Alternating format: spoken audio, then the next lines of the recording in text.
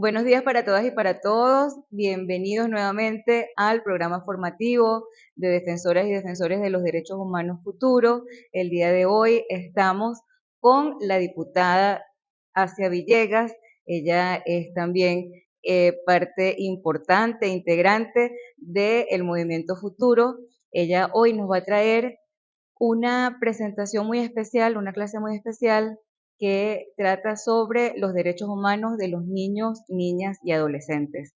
Bueno, Asia, muchas gracias por estar aquí compartiendo con nosotros en este programa formativo. Para nosotros es muy valioso tenerte aquí. Y bueno, no te voy a quitar más tiempo porque esta clase promete. Te coloco el micrófono. Bueno, comenzamos una mañana en un ensayo y error, y así que como todo está en vivo, ustedes nos sabrán disculpar. Buenos días a todas y a todos. Es para mí, por supuesto, un honor cada invitación que se me hace eh, para, para poder expresar, compartir saberes, conocimientos, experiencias. Eh, por supuesto, es un honor y es un compromiso. Me hubiera gustado muchísimo que hubiera sido de carácter presencial, porque el tema interactivo es lo sabroso del compartir saberes, conocimientos, pero bueno, también la tecnología nos permite adecuar las agendas, los tiempos y facilitar, por supuesto, la divulgación eh, de un material que podría ser solo un acto de provocación para que todos y todas asuman investigar, profundizar, cuestionar, tener una visión crítica de lo que aquí podemos compartir, que no necesariamente es la verdad, en la que sí creemos nosotros y nosotras, pero pueden haber otras visiones y de eso se trata este proceso, de intercambiar saberes, de escucharnos, de reconocernos y por supuesto eh, compartir una visión de mundo en que la humanidad sea más humana, en que la sociedad de iguales sea libre de violencia y donde nuestros niños, nuestras niñas son sujetos plenos de derechos. ¿Y cómo se come eso? ¿Qué significa eso?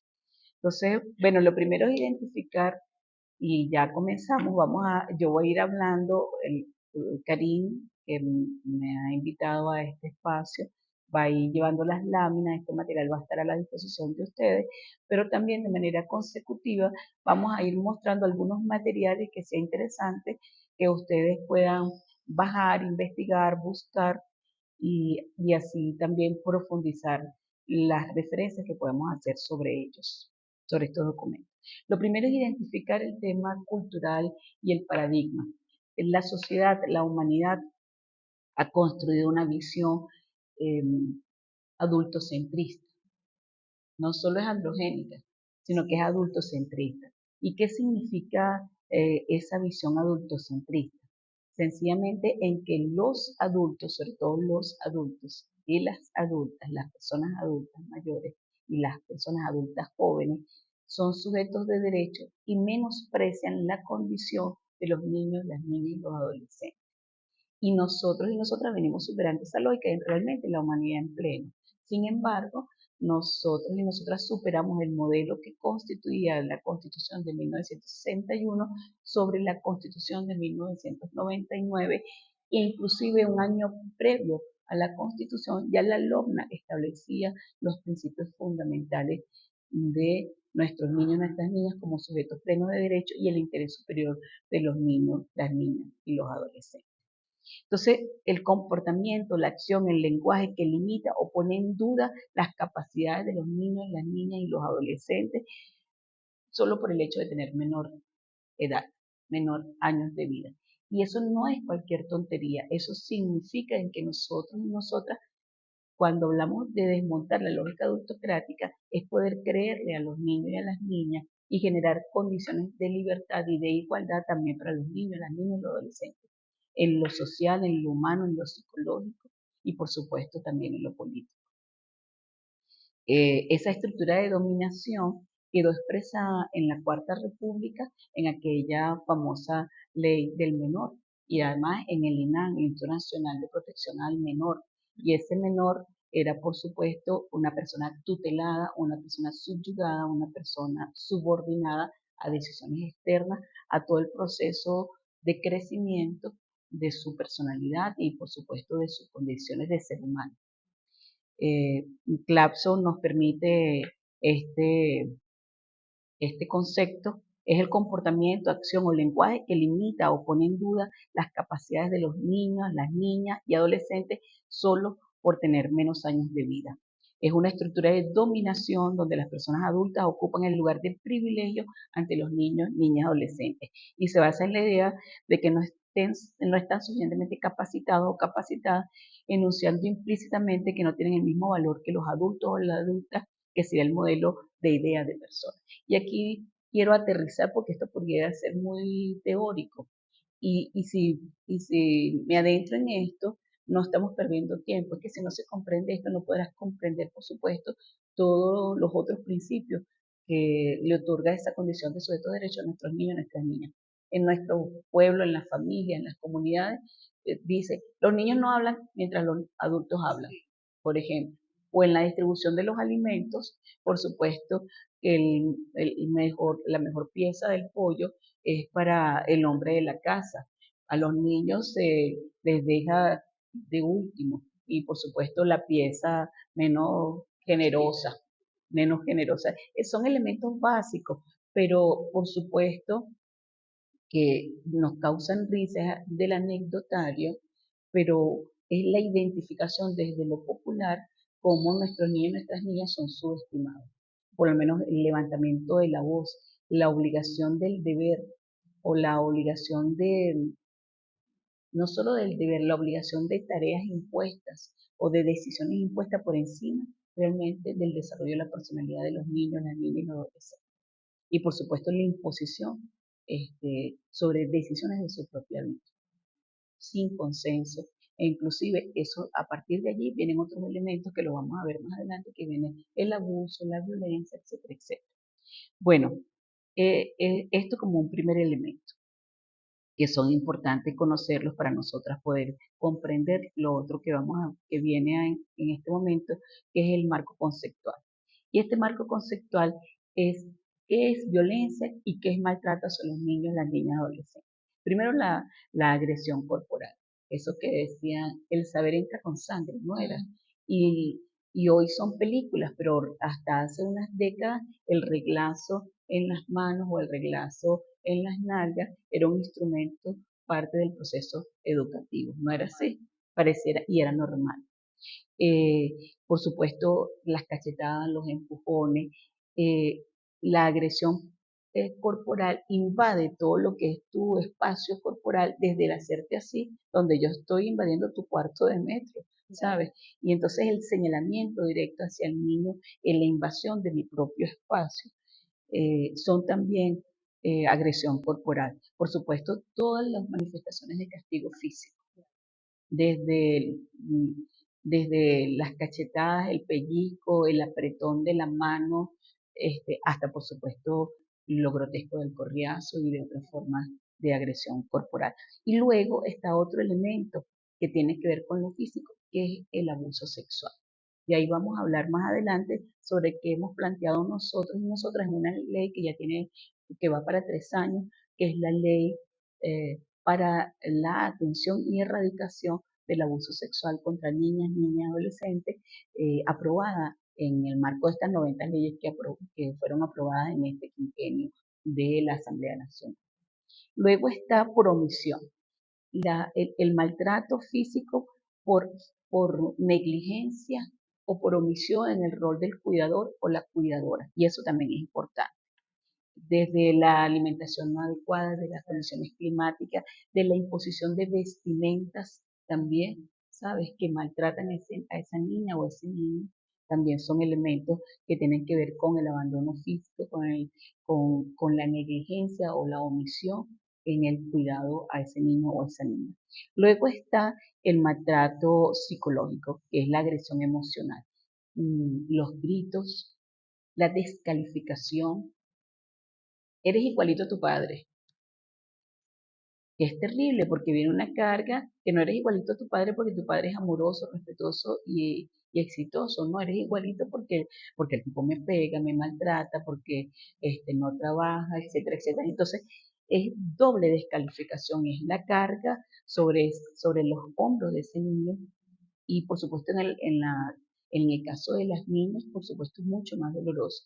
Desde el abuso de la palabra, desde gorda, fea, despeinada, no sirves para nada, etcétera. Nunca te vas a conseguir un marido, ¿sabes? Y esa escala de formas de, de abuso y de agresión emocional son dolorosas porque son heridas no sanadas más nunca, ¿sabes? Están allí depositadas en lo que yo llamo el pendrive de la memoria.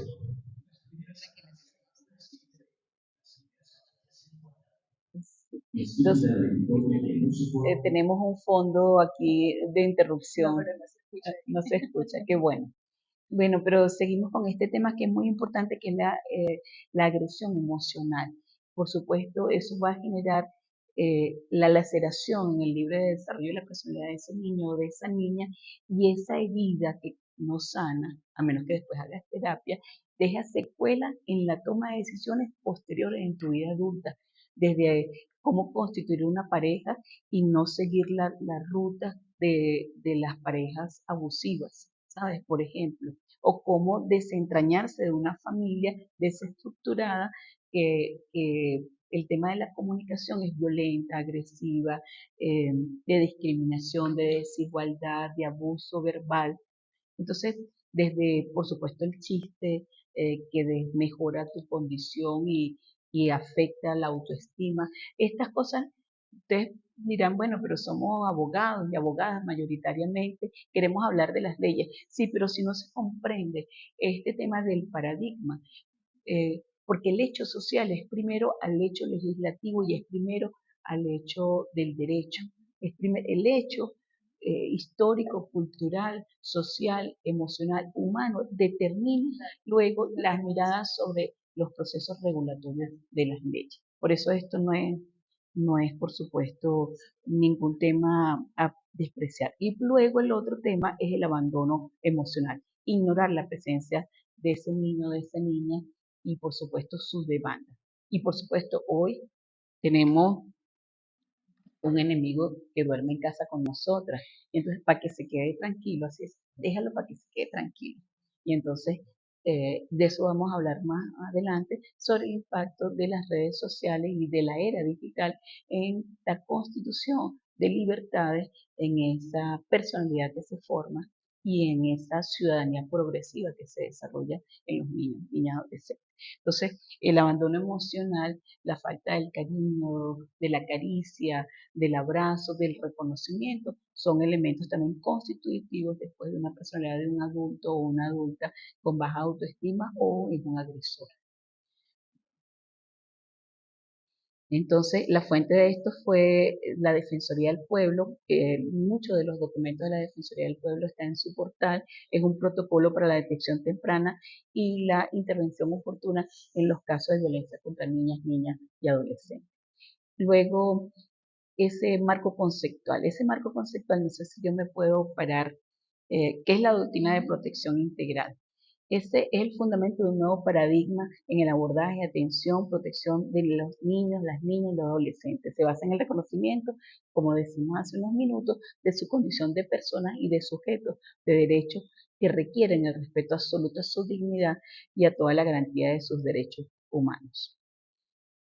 Y aquí venimos nuevamente a ese proceso comparativo. Si me permite, me voy a parar. Eh, Aquí nosotros y nosotras tenemos tres documentos que hacen irrumpen. Ok. Hay un documento que irrumpe la lógica que se estableció en la Constitución de 1961, donde efectivamente los niños, las niñas son tutelados, no son sujetos de derechos, sino se les califica de menores, como una condición de minusvalía, de no reconocimiento a su condición de ciudadanos y ciudadanas o su condición de sujetos plenos de derecho. Y luego, en 1998, nace esta hermosa ley, llamada la Ley Amorosa de nuestro marco jurídico. Esta ley amorosa es la ley orgánica de protección de niños, niñas, adolescentes. Y lo más graneado de este documento de 1998, que después fue reformada en el 2007 y en el 2015, invade las páginas de este proyecto país descrito en la Constitución de la República Bolivariana de Venezuela de 1999. Y es precisamente la LOBNA la que establece dos cosas: un sistema de protección integral a los niños y adolescentes y los principales, valga la redundancia, principios de la teoría de protección. Uno, los niños y las niñas son sujetos de derecho. El interés superior de los niños y las niñas, la corresponsabilidad del Estado, la sociedad, la familia, la comunidad, la madre, el padre, por supuesto, en el destino de esos niños y esas niñas. Hablaba yo también del derecho al libre desarrollo de la personalidad. Entonces son los principios y por supuesto lo expedito. No solo es el interés superior, sino el carácter expedito de ese interés por encima de cualquier lógica burocrática o cualquier lógica que retarde la posibilidad de este ejercicio de ese derecho, que es el derecho a ser reconocidos como sujetos plenos de derecho. Y, por supuesto, la LOBNA se reforma luego en el 2007 y en el 2015. Yo quisiera, no sé si contamos con mucho tiempo, pero recordar que la LOBNA se estrena con una acción de protección a favor de los niños y las niñas con cardiopatías congénitas. Nunca nos imaginamos, quienes participamos en todo ese proceso, que años más tarde el presidente, comandante eterno Hugo Chávez, inauguraría el cardiológico infantil latinoamericano Rodríguez Ochoa. Pero las bandejas quirúrgicas, querida Karin, en 1998, 1999 costaban 1 millón de bolívares. Había en el país creo que solo 7 centros quirúrgicos que hacían intervenciones, que era el Hospital JM de los Ríos, en San Cristóbal, en Bolívar y en el Zulia. En Caracas también estaba Fundacardí en el Hospital Militar. Entonces, los niños y las niñas eran inscritos con sus padres, los inscribían y sus padres los inscribían en las distintas listas que había en los hospitales buscando ese ansioso cupo quirúrgico para salvar la vida de esos niños y esas niñas con cardiopatía que no tenían en la mayoría de los casos 1 millón de bolívares para comprar los componentes de esa bandeja quirúrgica. Y por supuesto, la acción de protección impone no solo el principio de gratuidad, sino el derecho a la vida por encima de esta lógica. Allí la Defensoría del Pueblo nos plegamos como una tercería y se nos asigna desde el tribunal competencias en ese proceso. Y por supuesto, lo primero era hacer las listas, hacer los cruces de las listas para determinar el número de niños y niñas con cardiopatías congénitas y el porcentaje que progresivamente en cada año nacían con estas malformaciones. Y por supuesto su expectativa de vida. Fue un proceso interesante que años más tarde, en esa mirada de avanzada que tenía nuestro comandante Hugo Chávez y que dejó plasmado como política pública, era el cardiológico infantil Rodríguez Ochoa, que permitía no solo intervenir a nuestros hijos, a nuestras hijas, a nuestros niños, niñas de la patria, sino que además en un ejercicio de internacionalismo niños y niñas de otros países también fueron atendidos en el cardiológico infantil, orgullo, legado importante de nuestro comandante.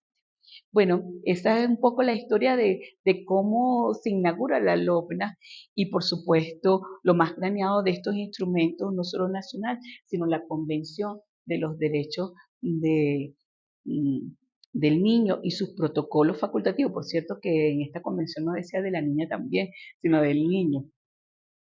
Publicado por UNICEF, por supuesto, también recoge lo más graneado de los instrumentos internacionales que somos parte como Estado, que somos Estado parte. Igualmente, por supuesto, CEDAW, que es la Convención sobre la Eliminación de todas las formas de violencia contra la mujer, también ampara a las niñas y a las adolescentes. Bueno, estos son parte del marco internacional, este es el desarrollo a partir de este momento del marco jurídico nacional y luego, años más tarde, la Fiscalía de la República, el Ministerio Público, junto con UNICEF, publica unos instrumentos pedagógicos para acompañar a los niños y a las niñas víctimas de violencia.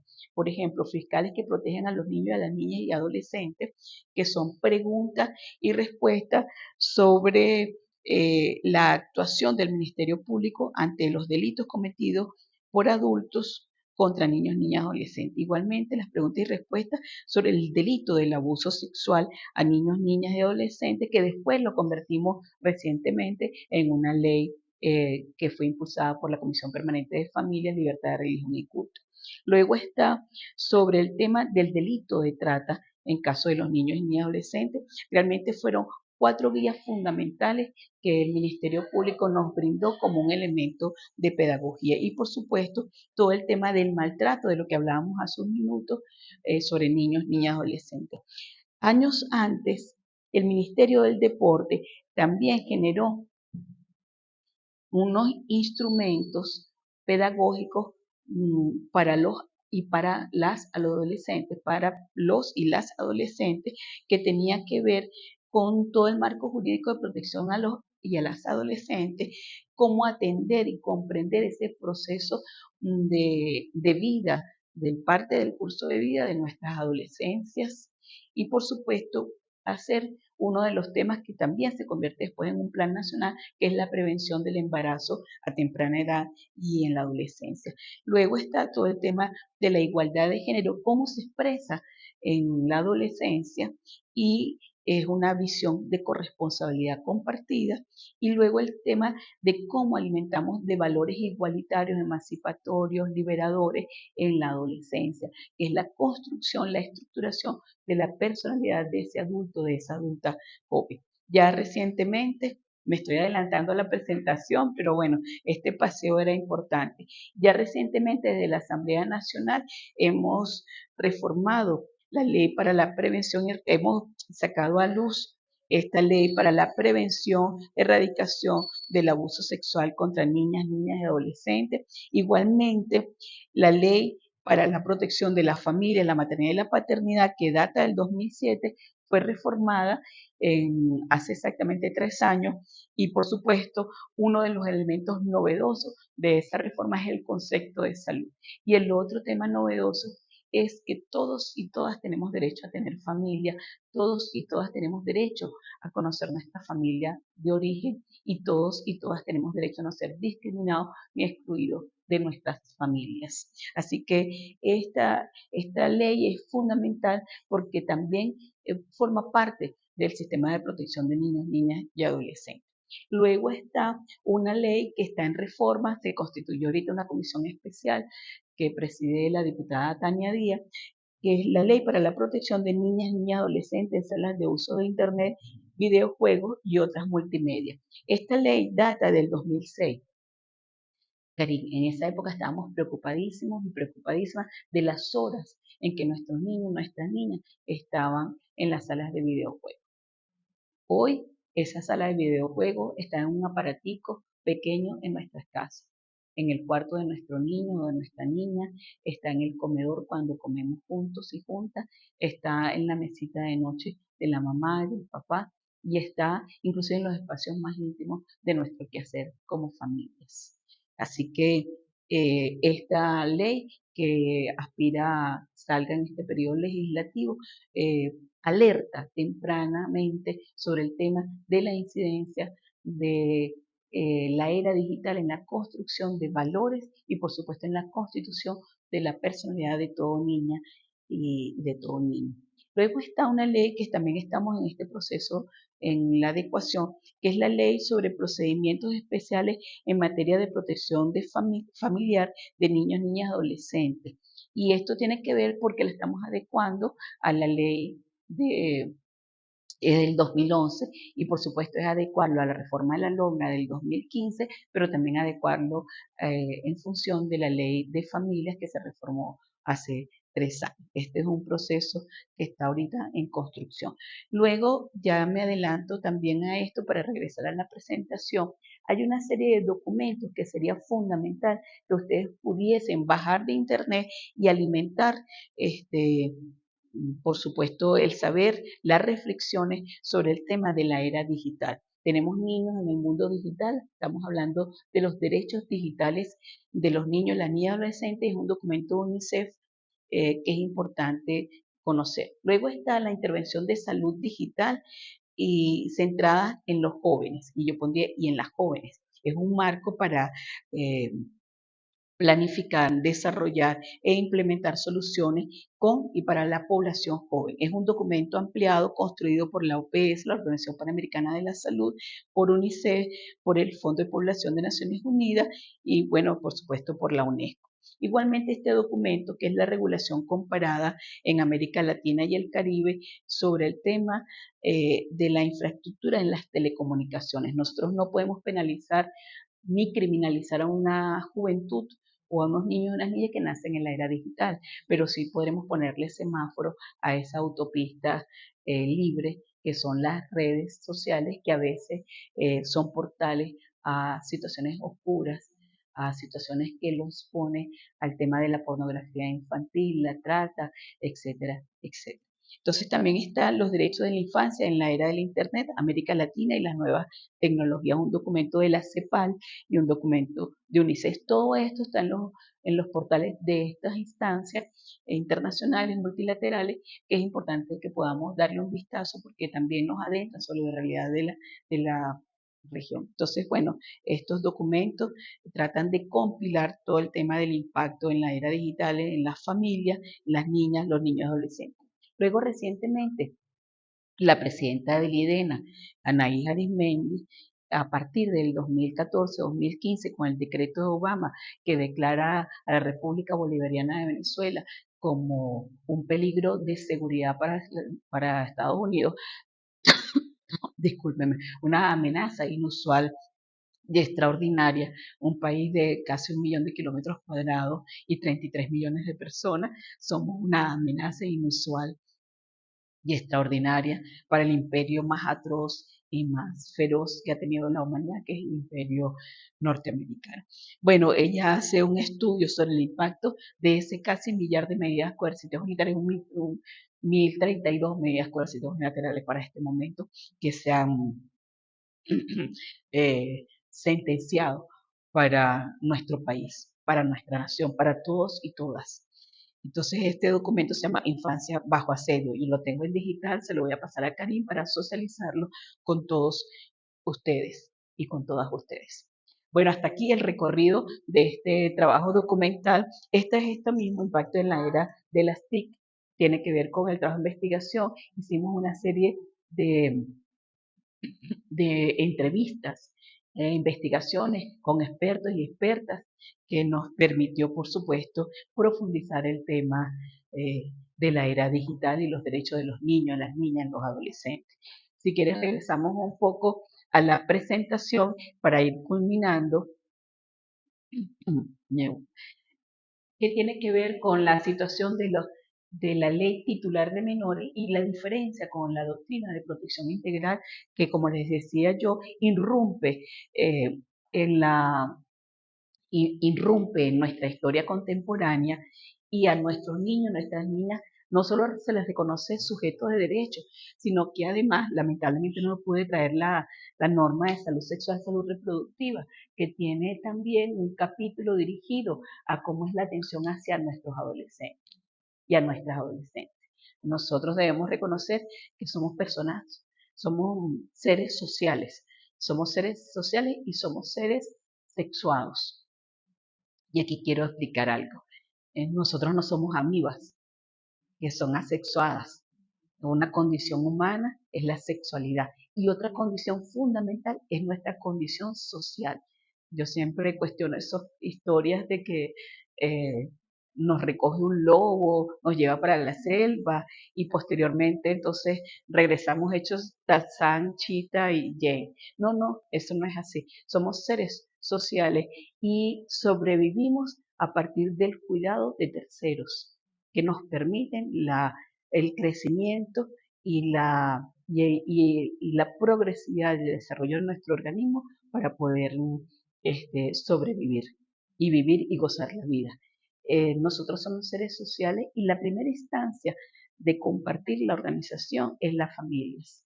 Las familias son una instancia de organización social diversa, amplia, desde nuestras 52 comunidades y pueblos indígenas hasta, por supuesto, las familias rurales, las familias de pescadores, pescadoras, las familias eh, urbanas en sus diferentes condiciones, con una perspectiva de clase bien marcada, por supuesto. Por eso hablamos de familia con una larga S, para que podamos comprender la gran diversidad de 8.300.000 hogares que existe en el país a partir de una proyección del censo del 2011. Somos 33 millones de personas organizados en 8.300.000 hogares. Y un número importante de estos hogares tienen cabeza o jefatura de hogar una mujer que conduce esas familias. Y por lo tanto, esto que los preside o que converso tiene que ver con cómo irrumpe una lógica distinta entre una visión tutelar de menores a una visión de sujetos de derechos. Por supuesto, la ley titular de menores hablaba que los niños y las niñas eran objetos de tutela, no tenían derechos sino necesidad y existía compasión, represión. Pobrecito ese niñito y le hablábamos casi idiotizados. Y luego, si no respondía, por supuesto, la represión, como habíamos hablado, que tenía diferentes expresiones, un abanico de expresiones del maltrato. Y luego está la discriminación y la criminalización de la pobreza y de la familia de escasos recursos económicos que se consideran no aptas, por supuesto, para criar a sus hijos o a sus hijas. En mi caso particular, nosotros somos 8 hermanos y hermanas. Nuestro primer hermano murió a escasos meses de nacido por una condición de pobreza de mis padres, de mi madre. Eh, y si fuera por esa lógica, creo que las últimas generaciones no hubiéramos nacido, porque si creemos que la condición de pobreza restringe la posibilidad del goce y el disfrute de la maternidad y la paternidad, no hubiera sido posible. Entonces, ese es parte del tema de la discriminación y la criminalización de la pobreza, primero como un hecho donde somos responsables o son responsables las personas en condición de pobreza, en condición de vulnerabilidad.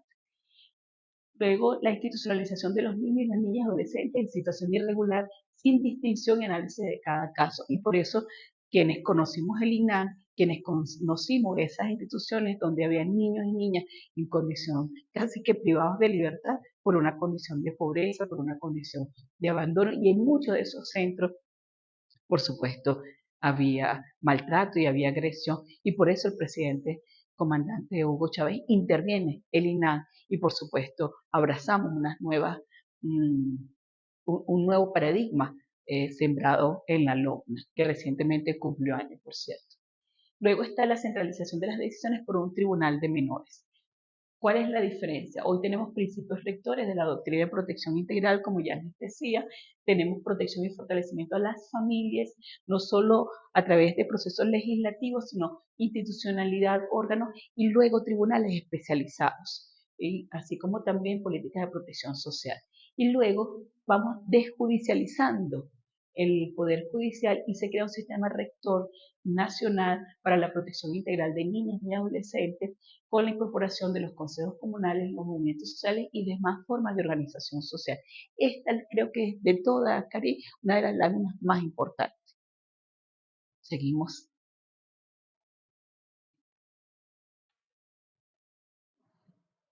Permiso.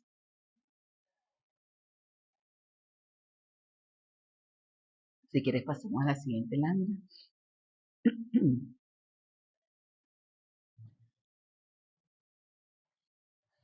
Yo les mostraba a ustedes entre los documentos, este documento que es muy importante, que es la Convención sobre los Derechos del Niño, y nosotros le diríamos la niña, y los protocolos facultativos. Aquí fundamentalmente debe leerse el artículo 19, 34 y 39 de la Convención, que recoge precisamente los derechos de los niños, las niñas y los adolescentes.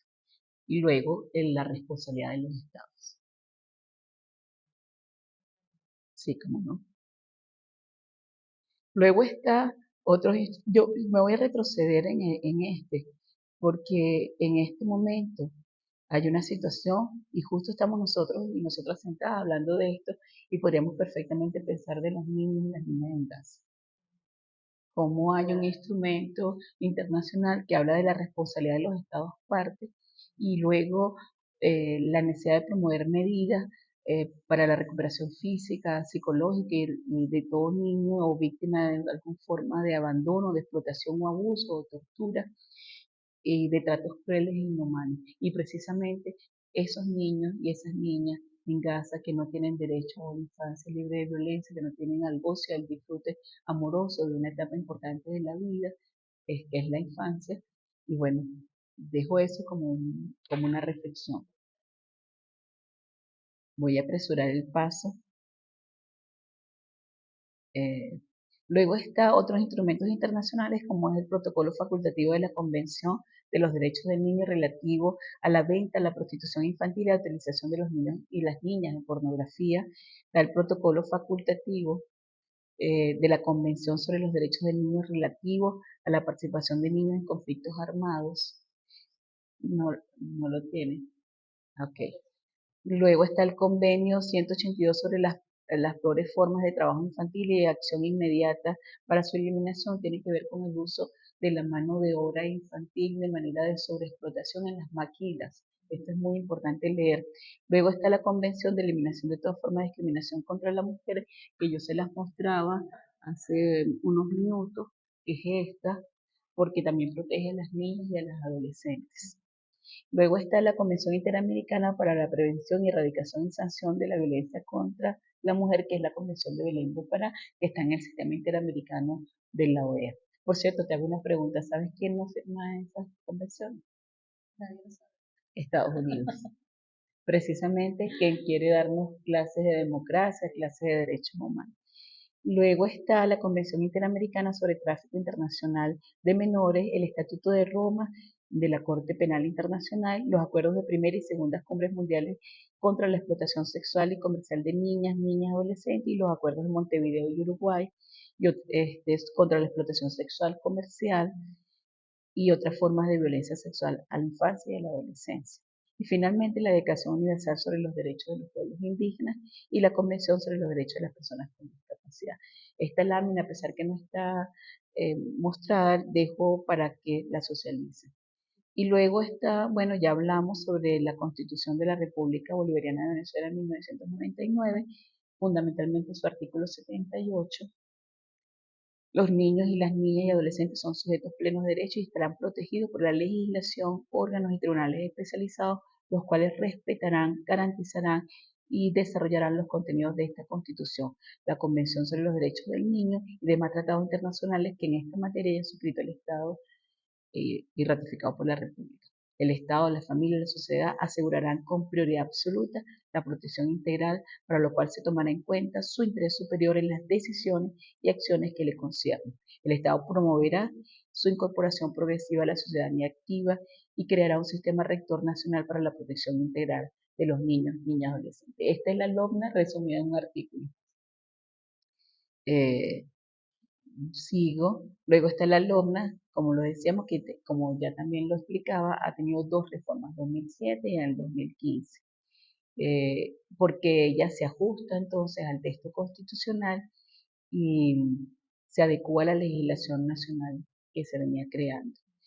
Los principios, ya lo dijimos, el interés superior del niño y la niña por encima de cualquier otra cosa, el principio de no discriminación, el principio de prioridad absoluta, no es que para más tarde ni para mañana, y luego está el principio de la integralidad de los derechos humanos y el principio de corresponsabilidad. Yo te pongo un ejemplo en el caso del abuso sexual. Cuando el abuso sexual contra un niño y una niña ocurre con un tercero ajeno a la familia en pleno se une y arremete contra ese agresor. Pero si ocurre, como en la mayoría de los casos ocurre, con una persona cercana al grupo familiar o inclusive un familiar, a esa niña, a ese niño no se le cree. No solo no se le cree, se descalifica. Y lo primero que le dice, ¿cómo tú vas a creer que el abuelo es capaz de eso? ¿Cómo tú vas a creer que el tío, que es el esposo de mi hermana, va a ser capaz de eso? Tú estás inventando. ¿Qué hiciste tú? ¿Será que tú lo provocaste? Y entonces ese niño o esa niña empieza a creer en monstruos y los monstruos no existen. Los monstruos son personas agresoras en este caso. Entonces, cuando nosotros hablamos de todo esto previamente, Karen, es para poder comprender que tenemos que creerle a los niños y a las niñas. Por ejemplo, un niño y una niña que le duele la cabeza, eso, y lo digo ya como médica, eso no es común, hay que creerle porque no es un síntoma inventado. Es imposible que un niño y una niña invente que le duele la cabeza, ¿sabes? Y así como cuando un niño o una niña dice que le visitó un monstruo en la noche, hay que empezar a escuchar a ese niño o a esa niña quién es ese monstruo que la visitó en la noche. Entonces, por eso es para nosotros fundamental. Luego aterrizo en el análisis de la coyuntura, ya lo decía hace unos minutos, sobre, por supuesto, el peso de la resistencia de las familias venezolanas ante la agresión imperial de las medidas coercitivas unilaterales, que tuvieron un impacto primero de manera selectiva sobre las mujeres, pero progresivamente sobre los niños y las niñas. La alimentación, la desaparición de los pañales y de algunos productos de higiene, y por supuesto, la única cosa buena es que se desaparecieron las fórmulas lácteas, pero las fórmulas lácteas tienen indicaciones médicas también, ¿no? Entonces, el sufrimiento que provocó las medidas coercitivas laterales para los que fueron creadas, lo hicieron sobre nuestros niños y nuestras niñas, y por eso es importante leer el documento que publica Anaí Arismendi sobre infancia bajo asedio.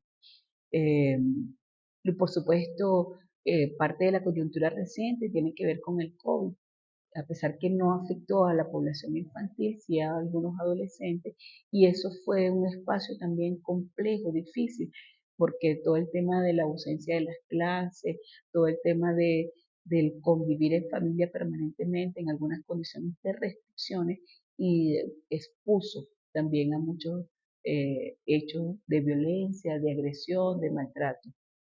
Luego, el otro tema, ya recientemente, que tiene que ver también con las medidas del gobierno de Estados Unidos, que tiene que ver con los hijos y las hijas de inmigrantes.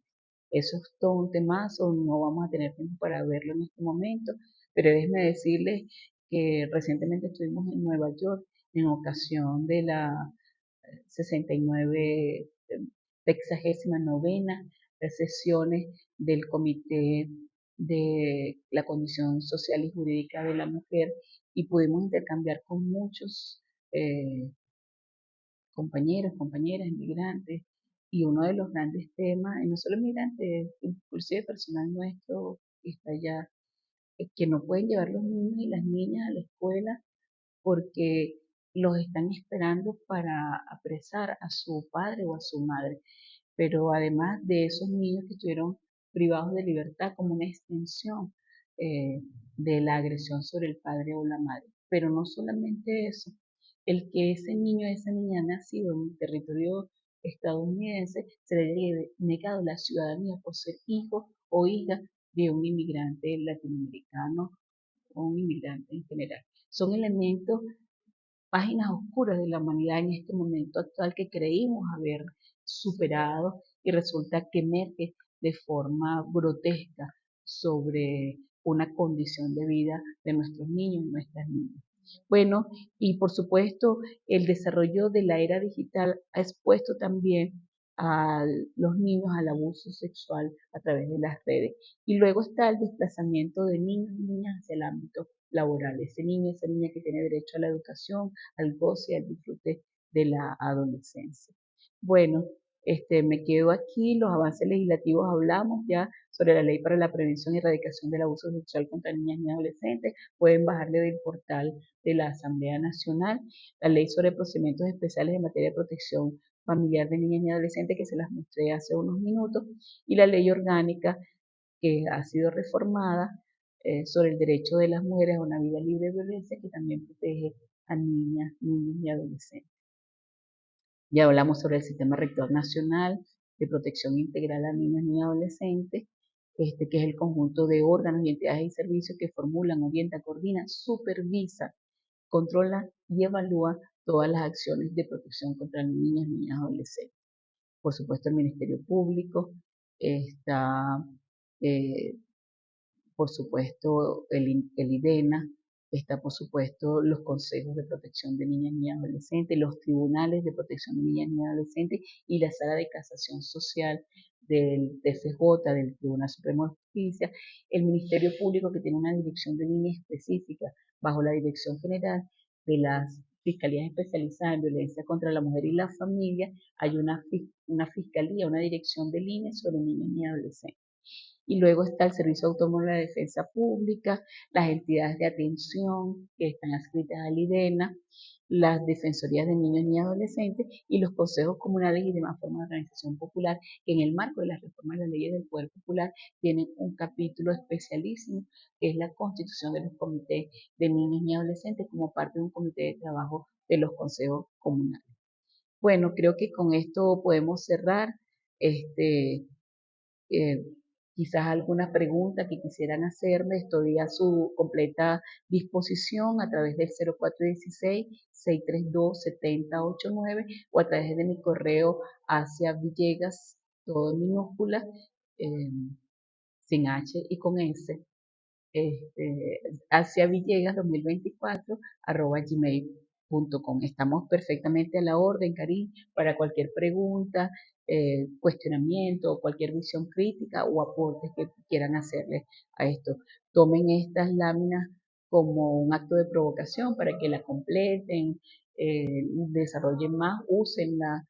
eh, Finalmente, nuestros desafíos. La articulación periódica del Sistema Rector Nacional para la Protección Integral de las Niñas y Adolescentes.